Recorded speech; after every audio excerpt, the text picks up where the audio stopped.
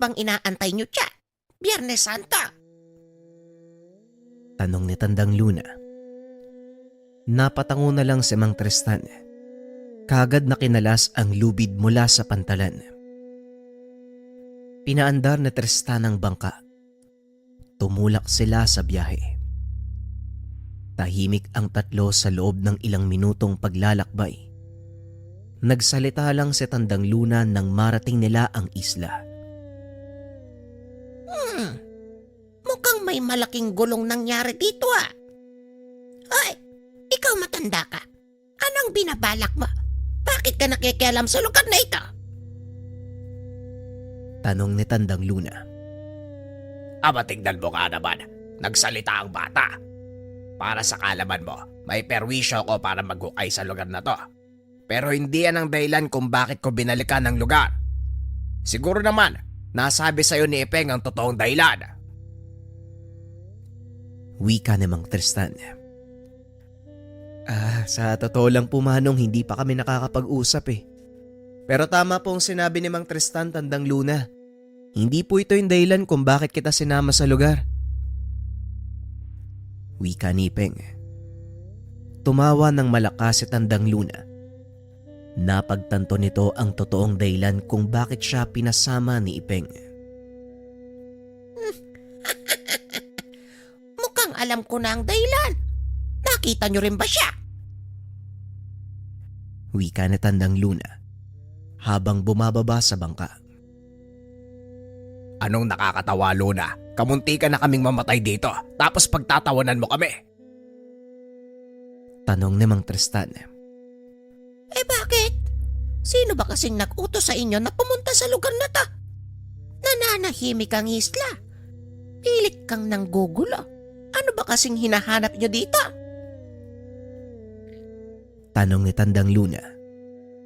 Nanahimik na lang si Mang Tristan dahil ang totoong dahilan ng pagpunta niya sa lugar ay si Tandang Luna.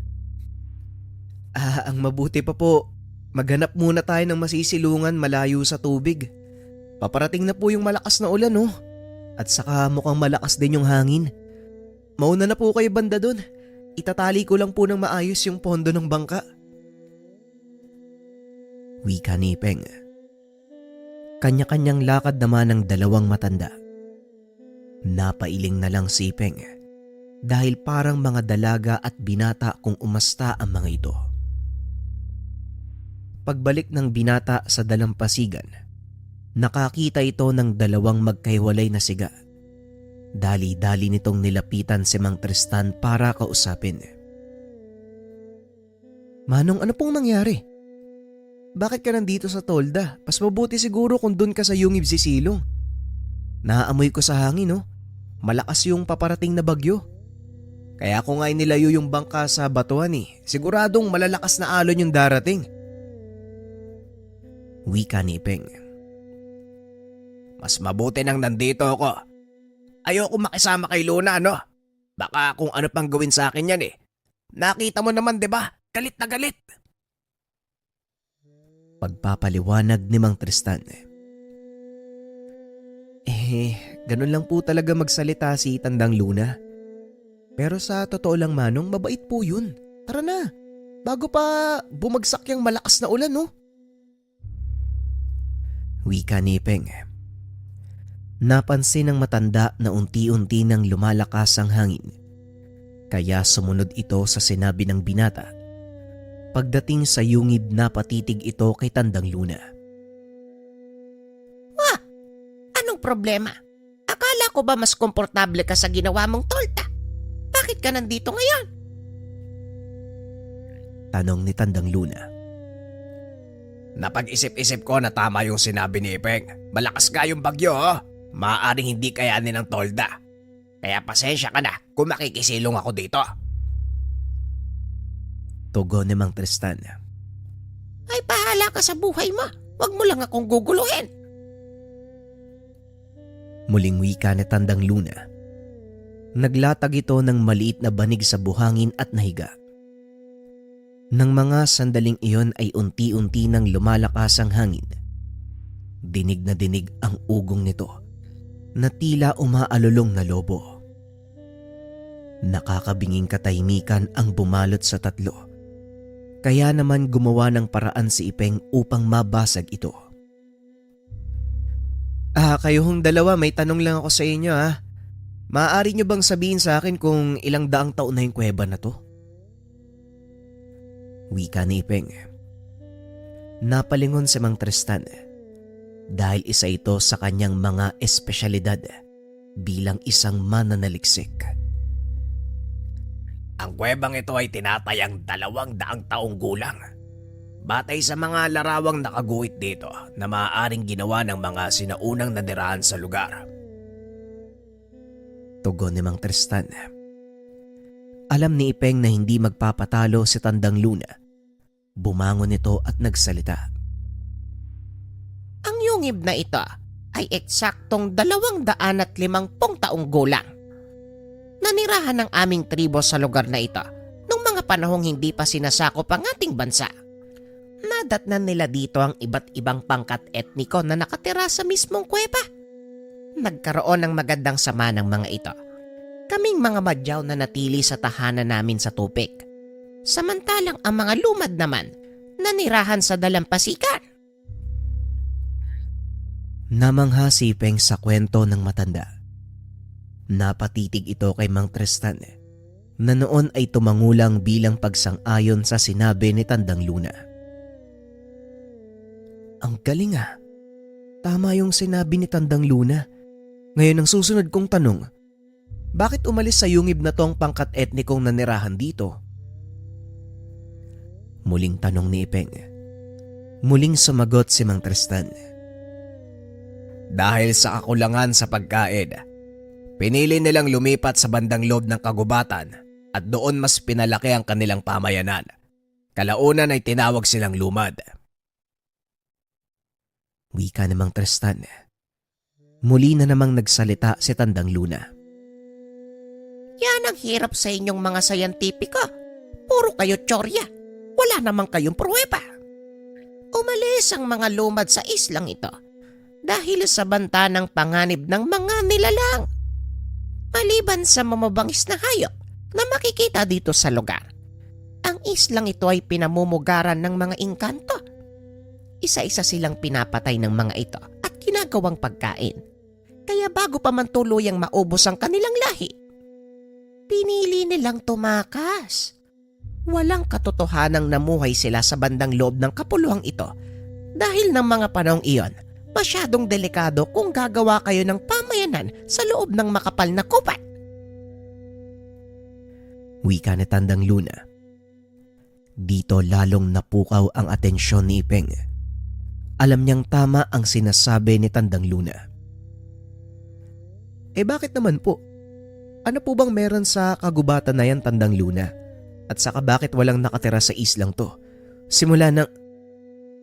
Hindi na naituloy ni Ipeng ang sasabihin. Alam niyang masamang alaala ito para kay Tandang Luna. Bago kami tuluyang manirahan sa katubigan sa paligid ng isla, may mga nakatira ng pangkat ng mga tao sa lugar. Ngunit sa pagdaan ng panahon, unti-unti silang nababawasan.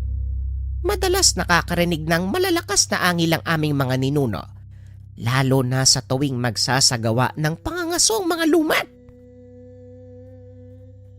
Pagpapaliwanag ni Tandang Luna. Kapwa hindi nagsasalita si Mang Tristan at Ipeng ng mga sandaling iyon. Inaantay nilang ituloy ng matanda ang kwento. Ngunit matagal bago muling nagsalita ang matanda. Kaya naman tinanong ito ni Ipeng. Tinuloy ng matanda ang kwento. Ayon dito, pumasok sa kagubatan ang pangkat ng mga lumad para mangaso. Isang beses sa loob ng isang buwan, binubuo ng ilang matitikas na kalalakihan ang grupo. Sa loob ng ilang araw, mangangaso ang mga ito. Sa tuwing bumabalik ang pangkat, iilan na lang ang natitira at kung minsan mga sugatan pa ito na tila sinalakay ng isang mabangis na nilalang. Sa pagtagal ng panahon, unti-unting nababawasan ang bilang ng mga lumad. Kaya nagpasya ang mga ito na umalis, lumipat sa malaking pulo. Naiwan sa lugar ang mga badyaw. Ni minsan hindi sinubukan ng mga itong pumasok sa kagubatan. Nakontento na lang ang mga ito sa pagkain ng isda at mga lamang dagat na nahuhuli sa kung saan sila nakatira. Walang nakakaalam kung anong nilalang ang sumasalakay sa mga mangangasong lumad. Hanggang isang araw, kusa na itong lumantad. Sinalakay nito ang tahanan ng pinakamalapit sa dalampasigan. Ayon sa mga nakakita, isa itong malaking nilalang na may makapal na balahibo. Kung titignan, para itong malaking unggoy. Ngunit matatalas ang mga ngipin at may mahabang mga kuko. Walang nakakakilala kung anong uri ng nilalang ang isang iyon. Para maiwasan ang dagdag na pinsala sa mga badyaw, pinili nilang lumayo ng tuluyan sa dalampasigan. Tama ang naging pasya ng mga ito dahil walang kakayahang lumangoy ang nilalang. Natatakot ito sa tubig alat. Sa pagtagal ng panahon, tuluyan ang nawala ang nilalang, kasama ang banta ng panganib sa mga badyaw. Namuhay sila ng mapayapa sa lugar sa loob ng mahabang taon. Isang nilalang na naninirahan sa loob ng kakauyan. Mukhang may panibago na naman akong pag-aaralan. Wika namang Tristan. Matapos ay sumandal ito sa dingding ng kuweba. Tinakpa ng sombrero ang muka para matulog. Magpahinga ka na din, Ipeng. Hindi huhupa ang bagyong ito hanggang bukas. Wika na Tandang Luna. Napangiti ang binata dahil unti-unti niyang napagkukonekta ang dalawa. Alam nito na may kung anong nangyari sa nakaraan na maaaring nag-ugnay sa kanilang mga landas.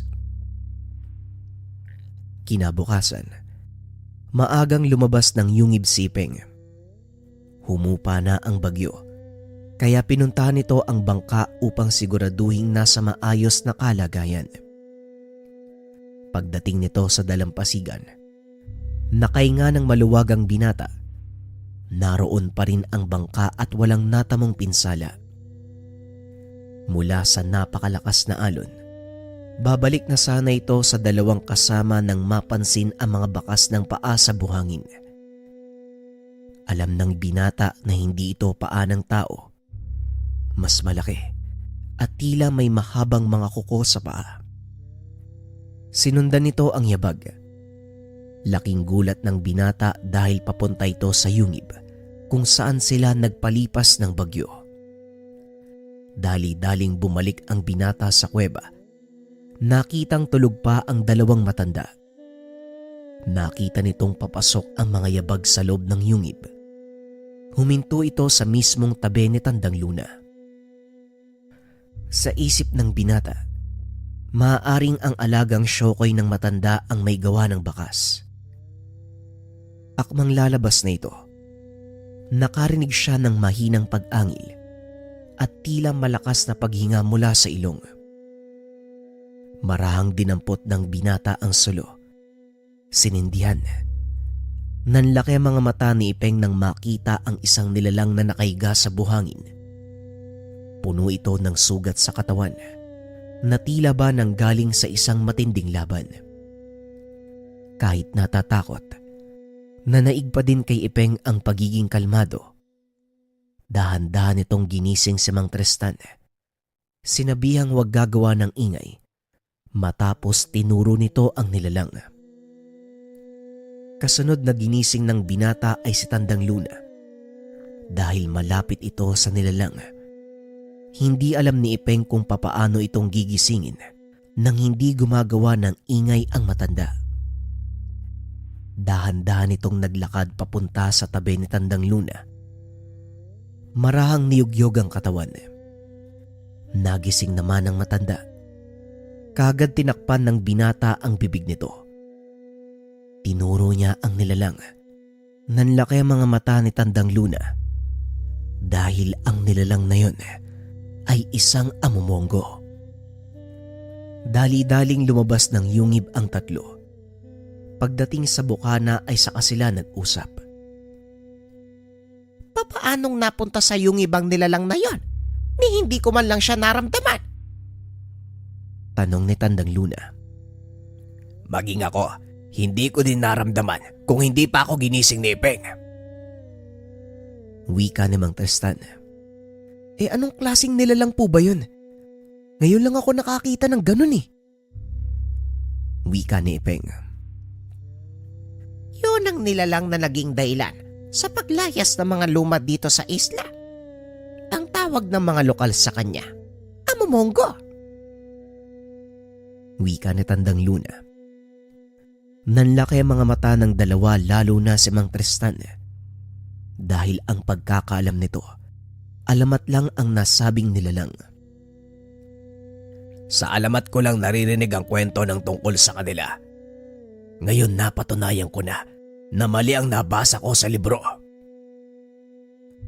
Wika ni Mang Tristan. Masyado kayong umaasa sa mga libro na isinulat lang ng mga taong walang kaalam-alam sa totoong pangyayari. Pero ang tanong dito ngayon, anong nangyari sa nilalang na yan? Wika ni Tandang Luna. Dali-daling kumuha ng malaking lubid si Ipeng upang ipangtali sa nilalang. Ano naman ang gagawin mo sa mga lubid na yan, Ipeng? Tanong ni Tandang Luna. Isang paraan lang para malaman eh. Tatanungin natin siya. Baka sakaling may makuha tayong kasagutan. Wika ni Ipeng. Muli itong pumasok ng yungib at nilapitan ang nilalang. Tatalian na sana nito ang mga kamay nang mapansin ang malubhang sugat nito sa dibdib. Napagtanto ng binata na wala na itong kakayahan pang manakit o kumilos man lang. Oh, anong problema? Bakit hindi mo talian ang mga kamay? Tanong ni Tandang Luna. Sa palagay ko po hindi na kailangan. Tignan niyo po yung mga sugat niyo. Wika ni Ipeng. Tama ka. Malubha nga ang isang ito. Pero ang nakakapagtaka, anong uri ng nilalang ang maaaring gumawa nito sa kanya? Muling tanong ni Tandang Luna. Ang mabuti pa antayin na lang natin siya magising. Siguro naman ilang minuto, makakaramdam na yan. Kusang babangon yan. Wika ni Mang Tristan. Ngunit gaya ng inaasahan, sinalungat ito ni Tandang Luna. Aabutin tayo ng siyam-siyam kapag inantay pa nating magising yan. Kati, magpakita ka! Wika ni Tandang Luna. Biglang lumabas sa sisidlan ang alagang Syokoy. Magandang araw, Luna. Anong may paglilingkod ko? Wika ni Kati. Hindi naman nakapagsalita si Mang Tristan dahil sa nakita nito. Ngunit kumalma pa rin si Mang Tristan.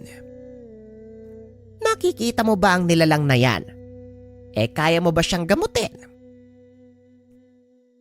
Nanlaki ang mga mata ni Kati nang makita ang amumongo. Isang amumongo. Anong ginagawa niya dito? At bakit mo ipapagamot sa akin ng isang mabangis at mapaminsalang nilalang? Tanong ni Kati. May ilang katanungan lang ako para sa kanya. Kaya pakiusap, Kati. Gawin mo kung anong kaya mong gawin. Ay sa ngayon hindi siya makakakilos dahil sa malubhang mga sugat. Kailangan kong malaman kung anong nangyari. Hanggat maaari, isantabi niyo muna ang hidwaan ng inyong mga angkan. Wika ni Tandang Luna. Kagad namang sumunod si Kati. Gamit ang kakayahang magpagaling, binalot nito ng tubig ang katawan ng amumongo. Mag-aantay na lang tayo. Sa oras na maghilom ang sugat niya, kusa na itong magigising. Huwag kang mag-alala, Luna, dahil hindi siya makakalabas sa tubig na nakabalot sa kanyang katawan. Wika ni Cathy. Naupo ang tatlo sa harap ng walang malay na nilalang. Samantalang si Cathy naman, nanatiling nakabantay sa tabi nito. Nagtataka si Ipeng dahil may hawak itong sibat. Cathy, kung hindi mo mamasamain, maaari ko bang malaman kung bakit nilabas mo yung sibat? Tanong ni Ipeng. Hindi akalain ni Tandang Luna na direktang tatanungin ni Ipeng si Cathy tungkol sa hawak nitong sandata. Naninigurado lang na walang mapapahamak sa inyo kung sakaling may gawing hindi ka nais-nais ang nilalang na ito. Wika ni Cathy. Hindi rin inaasahan ni Tandang Luna na sasagot sa katanungan si Cathy. Kadalasan ay hindi ito nakikipag-usap sa iba maliban sa matanda. Kamangha-mangha. Ginulat mo ko, Cathy. Hindi ko akalaing sasagutin mo ang tanong ni Ipeng. Wika ni Tandang Luna. Napalingon naman si Cathy. Tinignan si Tandang Luna sabay wika ng, ikaw din ang nagsabi sa akin na kapag merong katanungan, sagutin.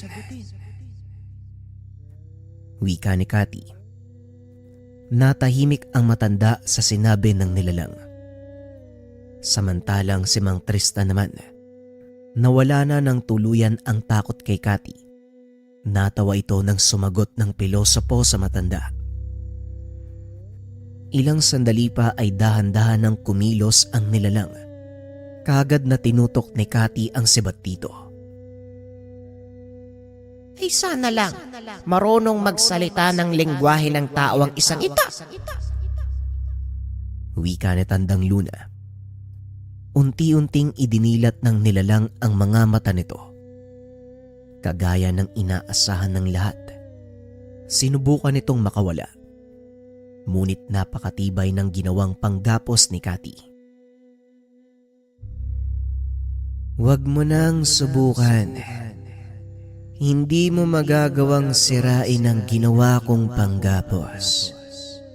Hindi pa lubusang magaling ang mga sugat mo. Wika ni Cathy. Huminto sa pagkilos ang nilalang. Napatingin ito kay Cathy. Cathy, ikaw nga ba yan? Salamat at hindi ako nagkamali. Naramdaman ko ang presensya mo sa lugar, kaya hindi ako nagdalawang isip na pumasok. Wika ng nilalang. Ibinaba ni Cathy ang kanyang sibat dahil pamilyar ang boses ng nilalang. Ikaw nga ba yan, Durong? Teka, bakit kayo nandito? Hindi ba matagal nang umalis ang angkan nyo sa lugar na ito? Huwag mo kong linlangin, Amumongo. Wika ni Cathy. Hindi kita nililinlang, kaibigan. Bilang palatandaan, tignan mo ang panyong nakatali sa pako. Wika ng nilalang. Saka pa lang ito napansin nila Ipeng.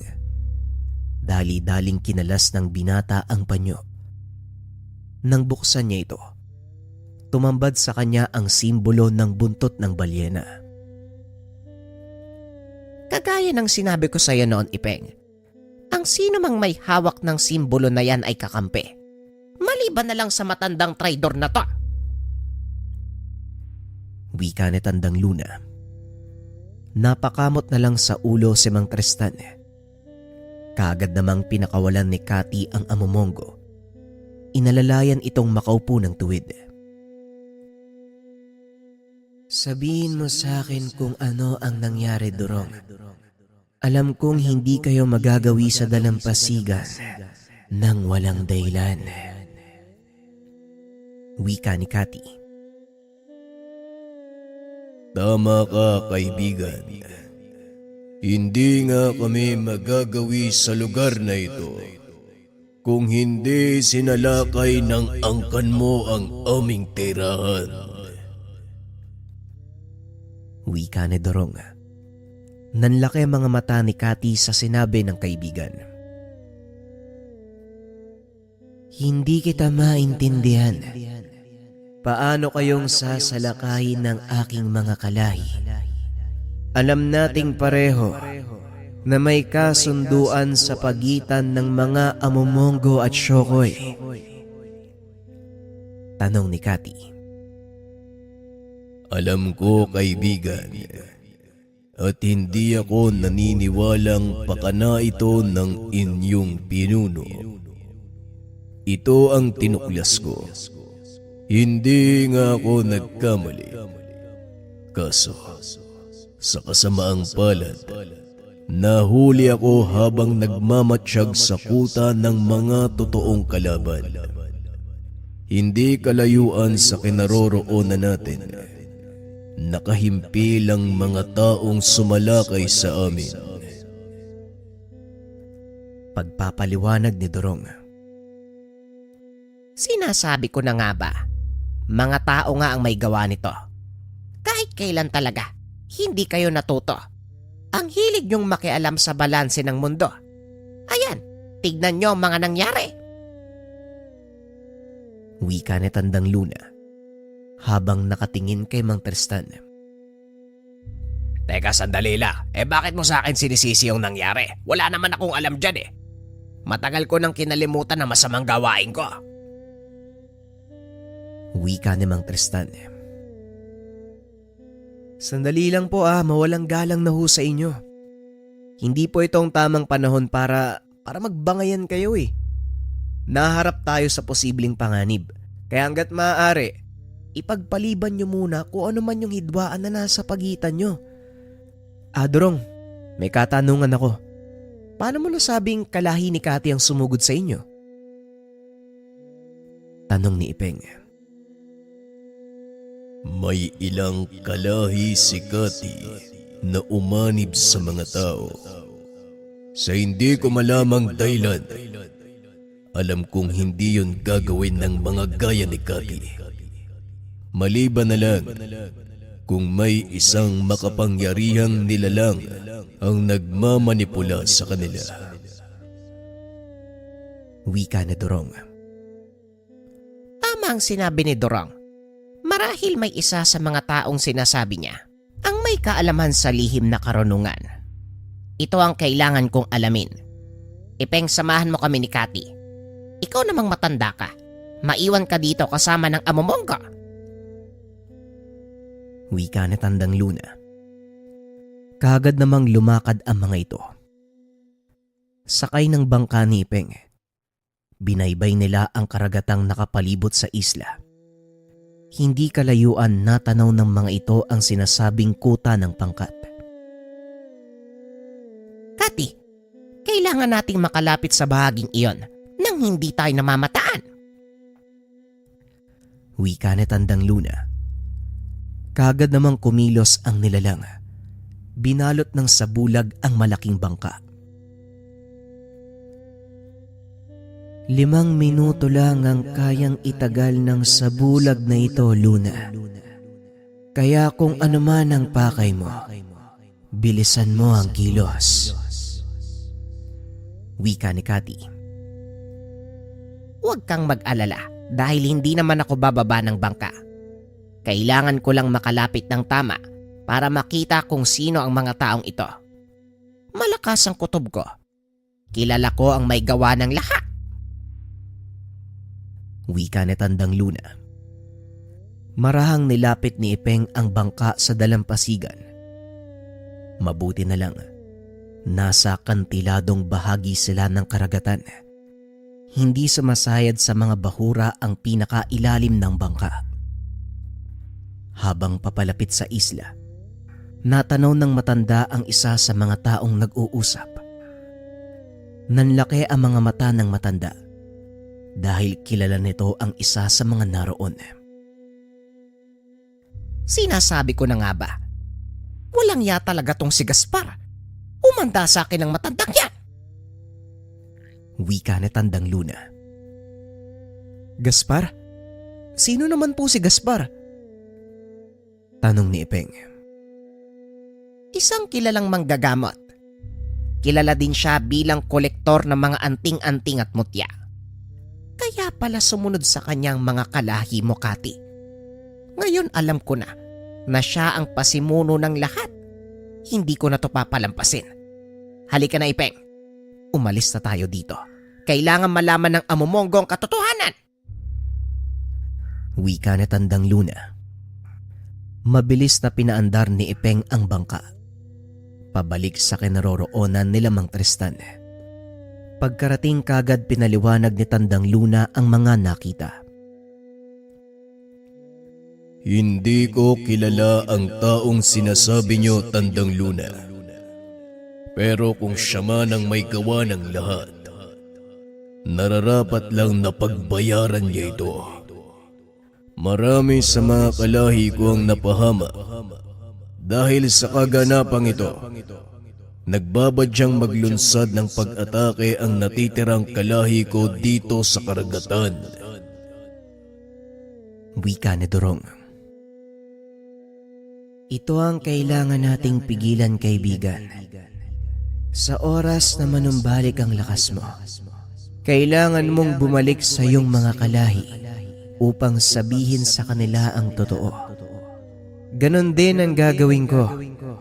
Kaya Luna, paumanhin kung iiwanan kita sandali. Wika ni Kati, bagay na nauunawaan ni Tandang Luna. Walang problema, kaibigan. Gawin mo ang nararapat. Bilang tao, ako nang bahala sa Gaspar na yon. Wika ni Tandang Luna. Kagad namang umalis ang amo Mongo pabalik sa kanyang tirahan.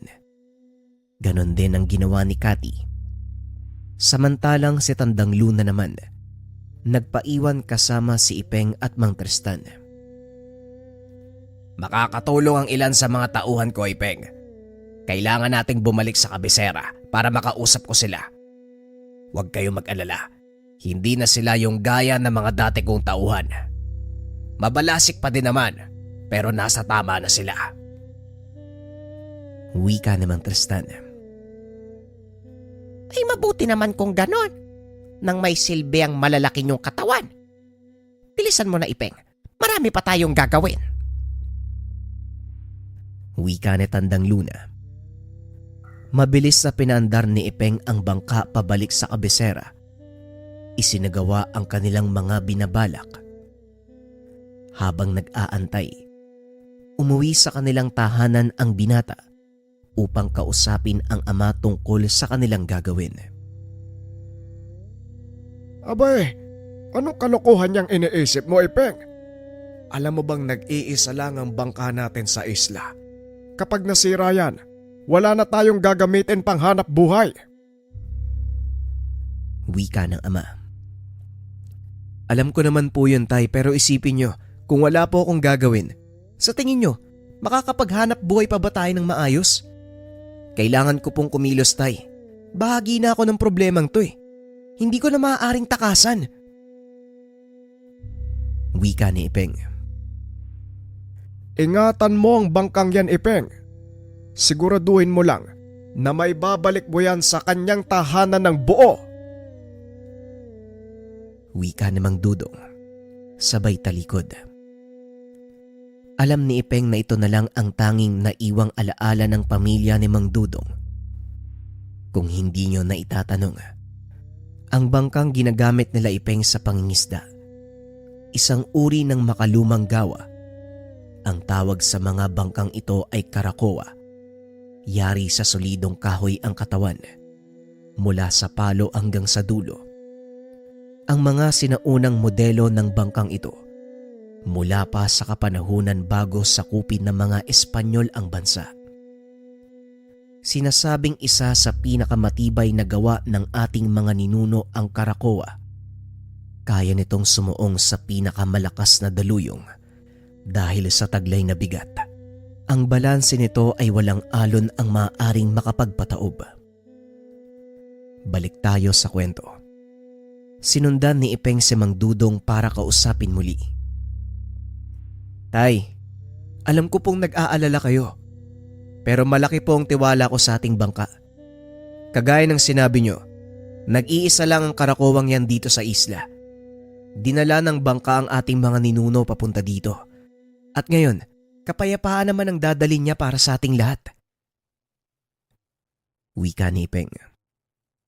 Napangiti ang matanda sa mga sinabi ng anak. Ngayon masasabi kong nasa tamang kamay ang aking bangka. Sige, lumakad ka na. Nag-aantay ang mga kasama. Teka, hindi mo pa pala sinasabi sa akin kung sino ang mga kasama mo. Wika ni Manong Dudong. Sinatandang Luna po, tay. At saka kung natatandaan niyo po si Mang Tristan, kasama namin yung mga tauhan niya. Wika ni Ipeng. Nanlaki ang mga mata ni Mang Dudong nang marinig ang pangalan ni Tandang Luna. Kung gayon, hayaan niyo akong tumulong sa paghahanda. Mas magaan ang bangka kapag tinanggal natin ang ilan sa mga nakakabit. Sandali lang naman yon. Sumang-ayon naman si Ipeng. Kagad nang sinimulan ang pagbabaklas ng ilang gamit pang isda. Pinalitan din ng matanda ang dalawang katig. Binalik nito ang orihinal na itsura ng karakoa. Ang pinagkaiba nga lang, ang sinaunang modelo ay dilayag at ang kay Manong Dudong naman, dalawa-dalawa ang makina. Ayan, handa na ang bangkang ito. Ngayon, nasa na ang mga kasama mo? Tanong ni Mang Dudong. Ilang sandali lang nagdatingan na si Mang Tristan at kanyang mga tauhan. Tignan mo nga naman. Isang sinaunang karakowa. Ang karakowang pandigba. Sinasabi ko na nga bang may itinatagong bangis itong bangkang ito eh. Unang kita ko pa lang, alam ko na merong kakaiba. Wika na Mang Tristan. Ilang minuto pa ay dumating na si Tandang Luna. Maging ito ay nagulat dahil sa panibagong anyo ng bangka nila Ipeng. Napapangiti ito habang hinahawakan ang dulo ng bangka. Laking gulat ng lahat. Biglang natanggal ang pintura ng bangka. Lumantad ang itim na kahoy. Teka, anong nangyari? Bakit natanggal yung pintura? Anong ginawa mo, Tandang Luna? Tanong ni Ipeng. Binalik ko lang siya sa totoong anyo. Ngayon tignan mo ang pinagkaiba. Halika na. Nga pala, hindi tayo maglalayag gamit ang makina ng bangkang ito. Mas tahimik, mas mabuti. Wika ni Tandang Luna. Tamang-tama, nandito na pala ang kasama mo. Maaari niyo ba akong tulungan? Buhatin natin yung palong panglayag ng bangka. Medyo malaki yung trosong yun eh. Pero hindi naman gaanong mahaba. Wika ni Mang Dudong. Kagad namang sumunod ang mga tauhan ni Mang Tristan. Makalipas ang ilang oras ng pagreretoke sa bangka. Sa wakas natapos din ito. Marami sa mga tagapantalan ang namangha nang makita sa kanilang dalampasigan na isang maalamat na sasakyang pandagat. Hindi ko akalain na makikita ko sa ganyang anyo uli ang ating bangka, Ipeng. Natutuwa ako. Sa pamamagitan mo, muling maisasakatuparan ng karakowang ito ang kanyang misyon. Wika ni Mang Dudong. Sabay hila ng lubid na nakatali sa layagan. Laking gulat ng lahat nang bumuka ang layag. May nakaguhit na isang lalaki na may inaapakang malaking ahas. Lalo akong nasorpresa sa mga nakikita ko. Sinong mag-aakalang buhay pa ang bangkang ito makalipas ang napakahabang panahon? Minsan, hindi ko man lang naisip na ang bangkang sinasakyan ko pala ang pamatay bakunawa. Wika ni Tandang Luna. Matapos ang nakakamanghang pangyayari, kagad na silang tumulak palayo sa pantalan. Nanibago si Ipeng dahil ito ang unang pagkakataon na magtitimon siya sa isang malaking bangkang dilayag. Naloko na. Hindi ko alam kung paanong timunan ng bangkang to. Tandang Luna, konting tulong naman ho. Wika ni Ipeng. May tradisyon ng mga sinaunang manlalakbay. Hindi pwedeng humawak ng timonel ang isang babae. Pero pwede kitang turuan. Hayaan mong ang hangin ang magdala ng bangka at ang agos ng karagatan ang magsilbi nitong gabay sa pag-usad. Wika ni Tandang Luna. Parang sinasabi niyo na hayaan ko lang magpaanod ang bangka? Paano kung mabahura tayo? Tanong ni Ipeng. Diyan napapasok ang husay mo sa pagtimon. Ngayon sarap ka tumingin. Basahin mo ang galaw ng agos ng tubig. Huwag mo ring aalisin ang paningin sa layag. Dahil kagaya ng sinasabi ko, hangin ang magdadala ng bangka, hindi ikaw. Wika ni Tandang Luna. Nung una hindi maintindihan ng binata ang sinasabi nito. Ngunit kalaunan, nagamay na ng binata ang pagtitimon sa Karakoa. Umihip ang malakas na hangin. Pinuno nito ang layag. Biglang humampas ang alon. Umangat ang dulo ng bangka. Napasigaw si Ipeng sa sobrang tuwa. Nisay nagap. Hindi niya naisip na magkakaroon ng ganitong pagkakataon. Ilang sandali pa narating na nila ang kabilang isla. Ibinaba ni Tandang Luna ang layag. Muli nitong namataan ang mga tauhan ni Gaspar na tila may kung anong hinuhukay sa dalampasigan. Marahang sumadsad sa dalampasigan ang bangka nila Ipeng. Isa-isang nagbabaan ang mga tauhan ni Mang Tristan. Huliin niyo ang lahat ng mga tauhan at sa oras naman laban, patayin niyo. Wika ng matanda. Dito nakilala ni Ipeng si Mang Tristan. Totoo pala ang sinabi ni Tandang Luna. Isa kang ang bandido. Wika ni Ipeng. Napangiti naman ng matanda. Tinanggal ang kanyang salamin. Hindi ako bandido, Ipeng. Isa akong pirata. Kaya tayo na. Marami pa tayong kailangang gawin. Wika ni Mang Tristan. Kagad itong bumaba ng bangka. Sinundan ang kanyang mga tauhan. Bitbit ang mahabang itak at pistola. Napapalunok ng laway ang binata dahil hindi nito lubos akalain. Ganon kalupit sa pakikipaglaban si Mang Tristan. Kahit matanda na si Tristan, hindi pa rin kumukupas ang husay nito sa pakikipaglaban. Sayang lang, hindi pinag-adya ng tadhana ang aming kapalaran. Wika ni Tandang Luna. Biglang napalingon si Ipeng sa matanda. Ano po? Ang akala ko, galit po kayo kay Mang Tristan. Tanong ni Ipeng. Oo, galit ako sa kanya. Dahil sa loob ng mahabang panahon, hindi man lang siya gumawa ng paraan para hanapin ako. Mas inuna niya pa yung pangungulimbat at pamimirata. Wika ni Tandang Luna. Sa kalagitnaan ng pag-uusap nila ay dumating si Cathy. Meron siyang dalang masamang balita. Alam kong hindi ka maniniwala sa sasabihin ko. Ngunit nasa panig ng mga kalaban ng Bakunawa. Wika ng nilalang. sinasabi mo? Papaanong nangyari yon? Walang sinusunod na Panginoon ng Bakunawa. Paano siyang papanig sa mga kalaban? Tanong ni Tandang Luna. Yan din ang nasa isip ko, Luna.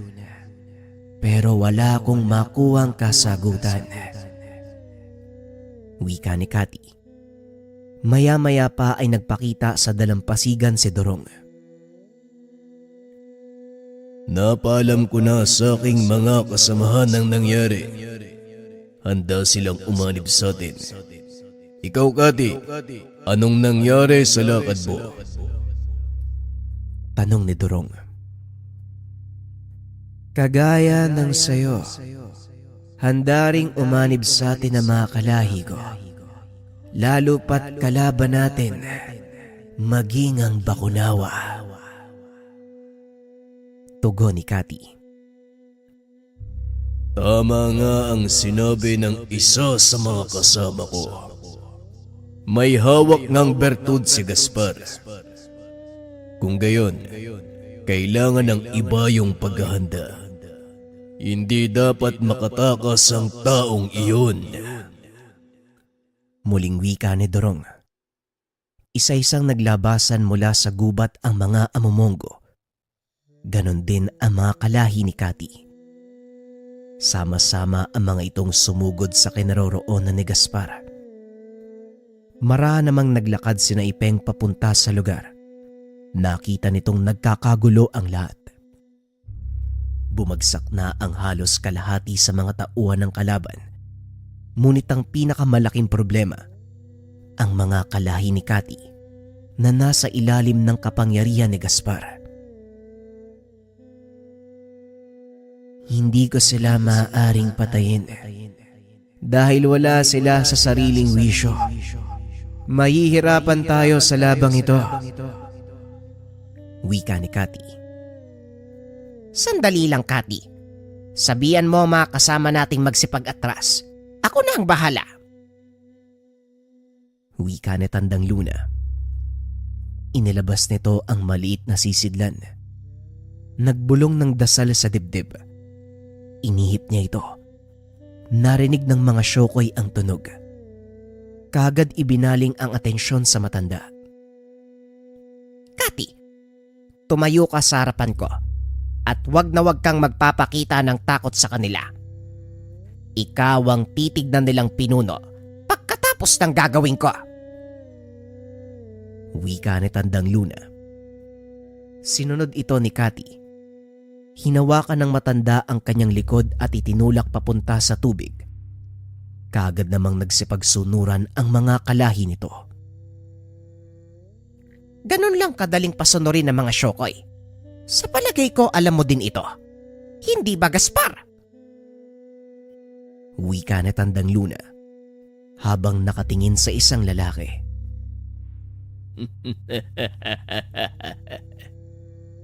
Luna, talagang kahit kailan, hindi ka marunong manahimik. Palagi ka na lang nakaharang sa aking mga plano. Pero pasensya na, sa pagkakataong ito, mukhang magtatagumpay ako. Wika ni Gaspar. Tinaas nito ang kanyang kamay.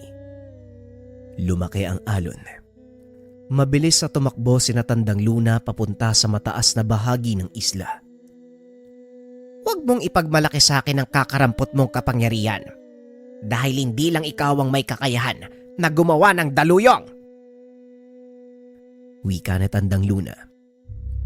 Kinumpas nito ang kanyang kamay. Biglang tumaas ang tubig sa likod ni Gaspar. Sa pagkakataong iyon, napaligiran siya ng mataas na pader ng tubig. Anong problema? Mukhang hindi ka na makakaalis dyan. Bakit hindi mo tawagin ang Bakunawa? Wika ni Tandang Luna. Pasalamat ka. Hindi pa ito ang tamang panahon. Magantay ka dahil darating din tayo dyan. Kahit mapatay mo man ako ngayon, hindi na masisira ang kasunduan namin ng Bakunawa Palulubugin niya ang lahat ng mga isla sa lugar na ito. Wika ni Gaspar. Kasunduan. Anong sinasabi mo? Kahit kailan, hindi makikipagkasundo ang Bakunawa. Wika ni Tandang Luna. Diyan ka nagkakamali. Hawak ko ang perlas na pagmamay-ari ng angkan mo. Baka nakakalimutan mo kung ano ang kayang gawin ng hiyas na ito. Wika ni Gaspar. Nanlaki ang mga mata ni Tandang Luna dahil matagal na nitong hinahanap ang hiyas. Ito ang dahilan kung bakit ako naghukay sa kabilang bahagi ng isla. Nagkamali ako ng lugar. Dito sa bahaging ito, inilibing ng mga ninuno mo ang hiyas ng pusod ng karagatan. Wika ni Mang Tristan. Walang yaka talaga. Bakit mo ipinagkaloob kay Bakunawa ang hiyas? Hindi mo alam ang magiging kapalit ng ginawa mo. Wika ni Tandang Luna. Ipinaglapat nito ang kanyang dalawang kamay. Tuluyang nilunod si Gaspar. Ngunit sa kabila ng kakapusan ng hangin, nagagawa pa din itong tumawa hanggang sa tuluyang malagutan ng hininga. Isa-isang nagsipagbalikan sa bangka ang mga tauhan ni Mang Tristan. Ang ilan sa mga ito ay sugatan.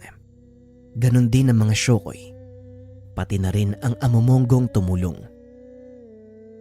Nagpaalam na ang mga ito dahil nagawa nilang talunin ang tauhan ni Gaspar. Kailangan muna nating bumalik sa kabisera. Marami sa ating mga kasama ang sugatan. Wika ni Mang Tristan. Pagdating sa pantalan, kaagad silang nagtungo sa tahanan ni Mang Dudong. Nagulat naman ang matanda dahil sugatan ang ilan sa mga kasama ng anak. Ipasok niyo sa bahay ang mga sugatan. Magpapatawag ako ng doktor. Wika ni Mang Dudong. Hindi na kailangan, Dudong. Ako nang bahala sa mga taong yan. Tugon ni Tandang Luna. Isa-isang inasikaso ang mga sugatan.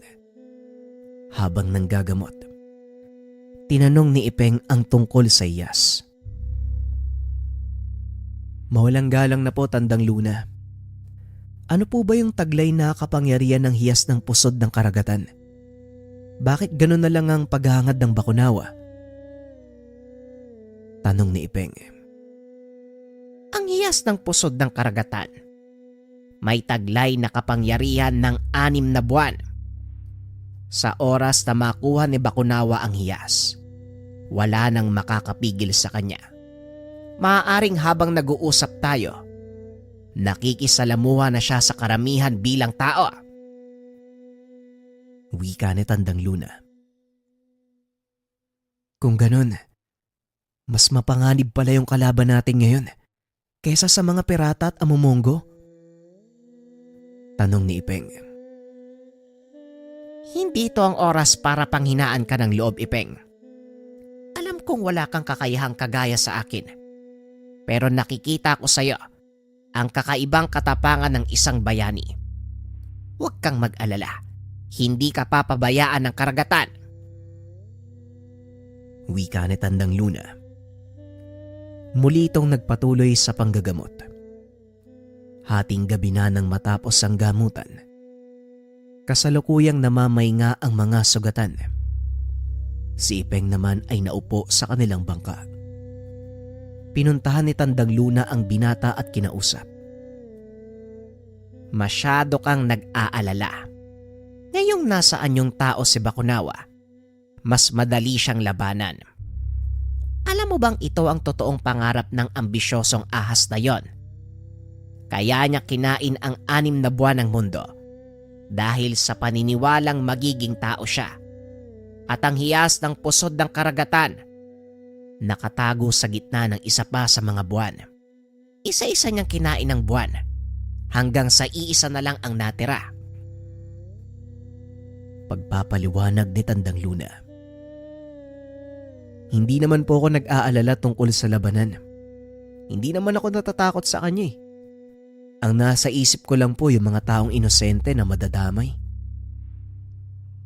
Wika ni Ipeng. Yan ang kailangan nating pagandaan. Pero sa ngayon, magpahinga ka na muna. Wika ni Tandang Luna. Napabuntong hininga si Ipeng dahil hindi nito lubos akalain na aabot sa ganitong antas ang kanilang kakaharapin. Pasensya na Tandang Luna pero hindi ko maiwasang mag-alala eh. Dahil isang bathala ang kalaban natin. Sinong nasa katinoan ang makikipagsuntukan sa isang bathala? Wika ni Ipeng. Tumawa ng malakas si Tandang Luna. Yan ang nagustuhan ko sa ugali mo, Ipeng. Dahil nakukuha mo pang magpatawa sa kabila ng mabigat na problema. Wika ni Tandang Luna. Kagaya nga ng sinabi nyo, hindi naman kailangan dibdibin ang lahat, diba? Tama po kayo, Tandang Luna. Siguro, may isip naman tayong paraan para talunin si Bakunawa. Wika ni Ipeng. Matapos ang usapan ng dalawa, nanatili si Ipeng sa bangka. Nagpa siyang doon matulog. Nakatitig sa kalangitan ng binata. Hindi nito namamalayang unti-unti nang naaanod ang bangka papunta sa laot. Sinadyang kalasin ni Tandang Luna ang pondo sa kahilingan ni Cathy. Ilang minuto ang nakalipas, biglang narinig ni Ipeng ang tinig ni Cathy. Pasensya na kung nagambala ko ang pagpapahinga mo, binata. May nais akong talakayin sa'yo. Wika ni Cathy. Napabalikwa si Ipeng at kamuntikan nitong mahulog. Laking gulat ng binata dahil napakalayo nito sa pantalan.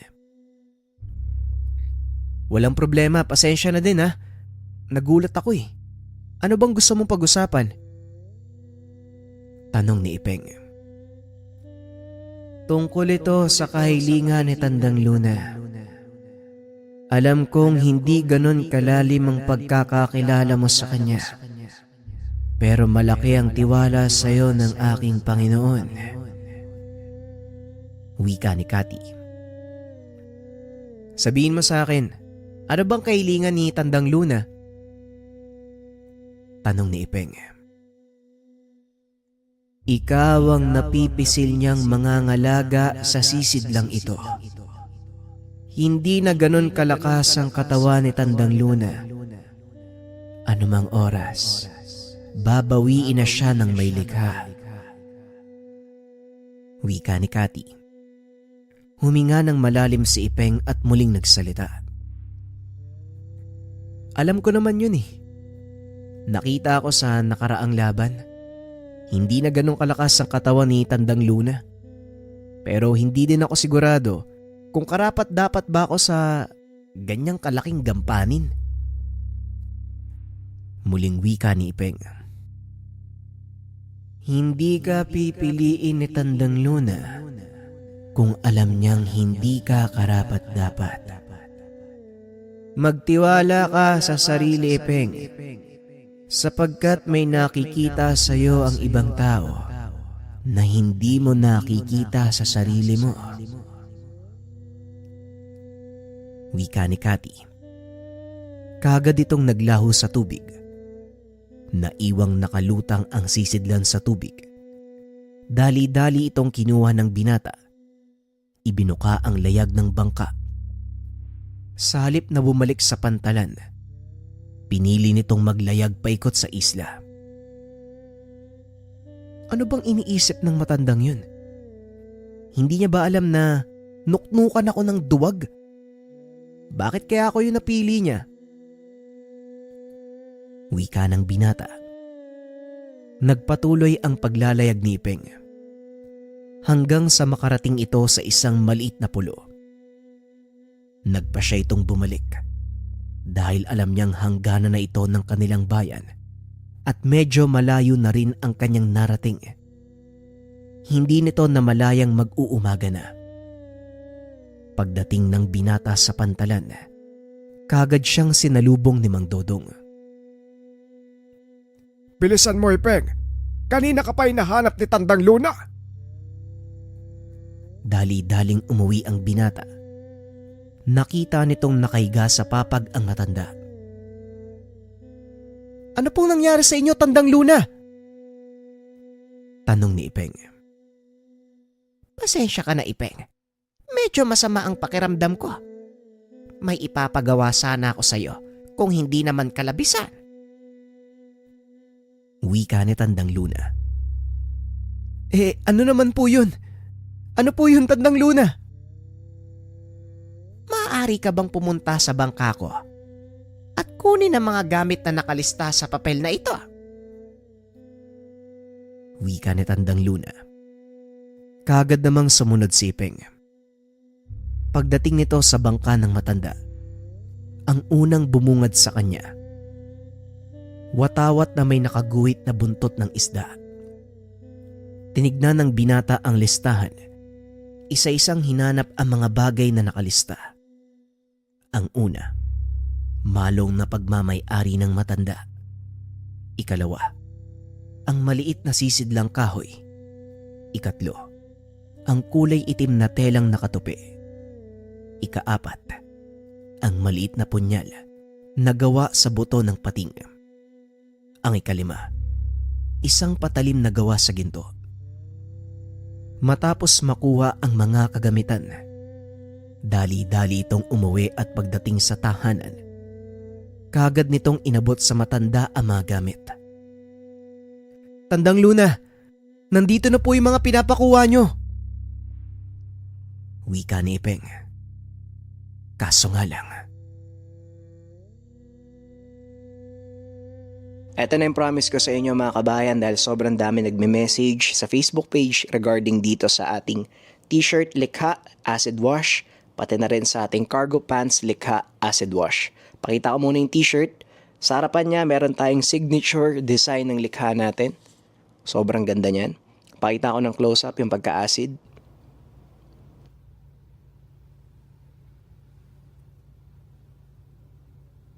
At ito yung catch, pagtalikod yung mga kabayan. Diyan makikita yung sobrang gandang design natin. Yung design sa likod ng t-shirt, may hidden message yan. Makikita nyo kapag tinitigan nyo. At syempre yung ganda ng pants natin, kitang-kita naman. Kayo nang bahala mag-design or kung ibang t-shirt yung gusto yung suotin, pwede yan. Meron tong apat na pockets, 1, 2, 3, and 4. Tapos sa baba niya, meron tong adjustan. Kung sakaling gusto nyong sikipan, pwede. Itong t-shirt na to and cargo pants mga kabayan ay limited lang. Ano ibig sabihin nun? Maaaring yung produce ko ngayon, hindi ko na i-produce uli. Kaya para sa lahat ng interesado, mag-message na kayo kasi naka-free shipping tayo. Hanggang Monday, July 22. Kung bibili kayo ng t-shirt, free shipping na. Kung pants lang, free shipping na. Ganun ko kayo kamahal. Sa lahat ng interesado, message na. Peace.